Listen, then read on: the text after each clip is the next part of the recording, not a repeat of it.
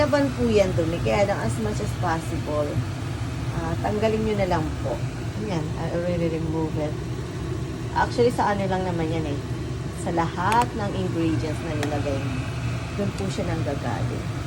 Ayan, malambot na po. Yung chicken na lang po siguro ang ang kailangan palamputin. Ay, you know naman, ang chicken ang talagang dapat talagang cook very well or hindi talaga siya pwedeng kainin ng raw kung hindi ka naman na professional na kaya mong gumawa ng gano'n. Dito kasi may nakakain na sashimi na chicken. Pero as much as possible, wag po kayo mag-try kung hindi naman po recommendable or wala po kayong masyadong kilala dun sa restaurant na yun. Kasi mahirap na po. Talagang, nako, hindi ko lang masabi